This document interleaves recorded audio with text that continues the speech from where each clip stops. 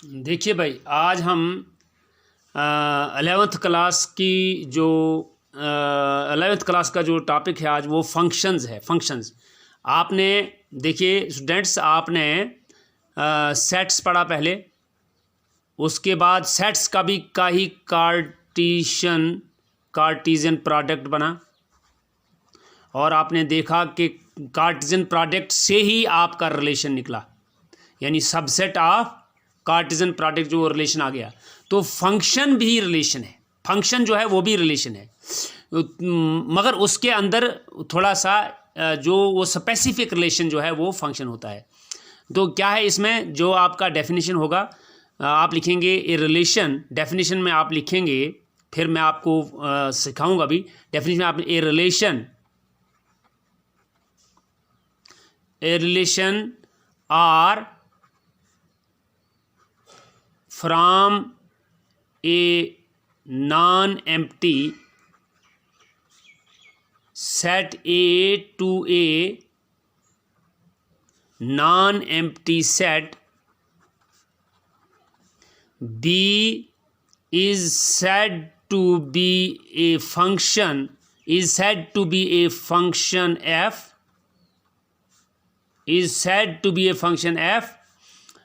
if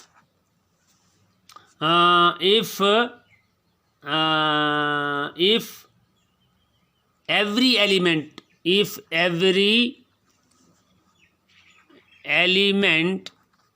of A has one and only one image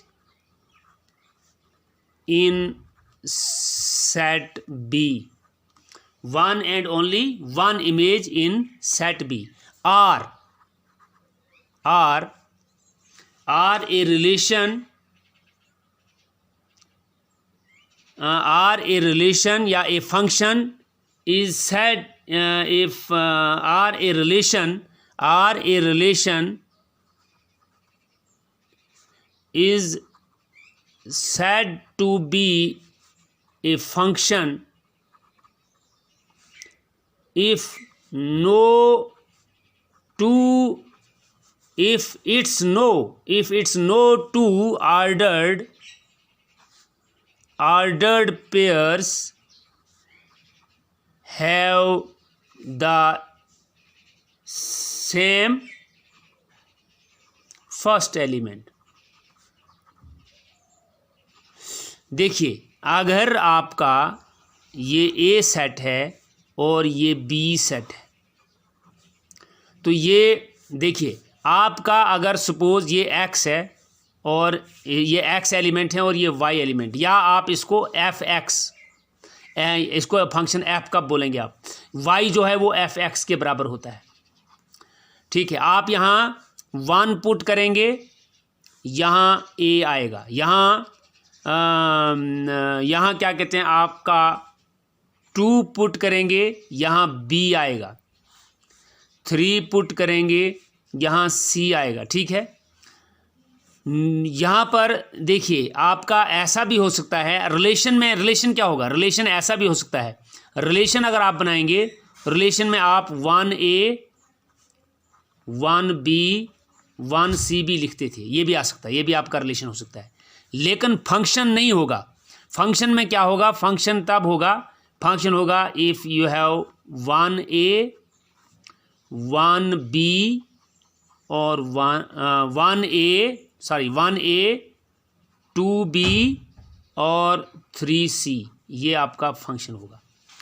no two ordered pairs have the first element same. देखिए यहाँ first order pair का 1 है, second का 2 है, किसी भी दो ऑर्डर पेयर का एलिमेंट सेम नहीं है।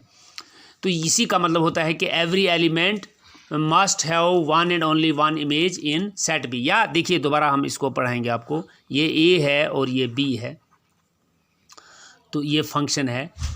अगर 1 और 2 आप लेते हैं, यहाँ क्या करते हैं आप, यहाँ आप ए करते हैं, ए है, 1 की इमेज भी ए है, ठीक है, 2 की इमेज भी सपोज ए है, तो क्या ये फंक्शन है?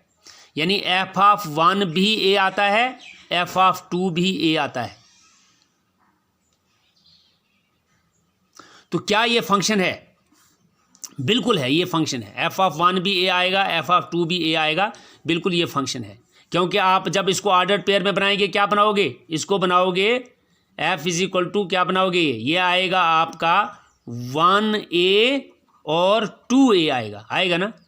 फर्स्ट एलिमेंट को देखना है आपने, फर्स्ट एलिमेंट 1 2, तो यहाँ एवरी एलिमेंट है 1 and only 1 image in set B, यानी 1 की इमेज ए है, एक ही है, और 2 की इमेज भी एक ही है। ऐसा नहीं, देखिए फंक्शन कब फेल हो जाएगा ये आपको समझने की ज़रूरत है।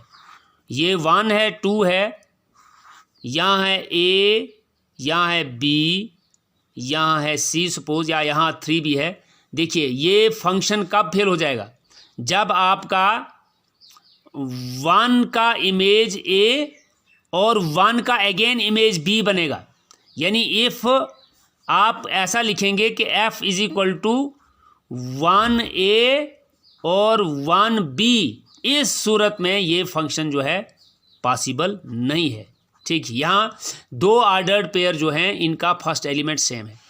तो मसला है ये कहने का कि every element must have 1 and only 1 image in set B. देखिए एवरी एलिमेंट 1 था, एफ ऑफ 1 ए आ गया, एफ ऑफ 2 एवरी एलिमेंट, इसकी भी ए ही है, इसकी भी एक ही है, इसकी भी एक ही है। यानी ऐसा नहीं है कि 1 की ए भी इमेज है, 1 की 2 इमेजेस हैं। यहाँ 1 की 2 इमेज हो गई तो लिहाजा ये फंक्शन नहीं बन सकता है। समझने की ज़रूरत है, आप जब तक ना फंक्शन को क्लियर कर पाएंगे आप अगले क्वेश्चन नहीं कर पाएंगे। तो इसका मतलब ये है कि जो ए का है, या आप कल ऐसा करते हैं ए क्रॉस या आर क्रॉस आर कर रहे हैं आप, सपोज ये एफ है, आप यहाँ आपका 1 है, 2 है, 3 है, 4 है, -1 है, -2 है, -3 है, वगैरह वगैरह। 1 का भी आपका सपोज -1 आ रहा है, और 2 का भी आपका -1 आ रहा है, 3 का भी आपका -1 आ रहा है। इस सूरत में फंक्शन नहीं होगा।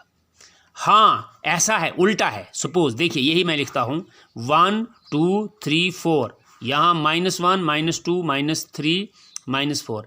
देखिए 1 का भी -1 है, 2 का भी -1 है, नहीं सॉरी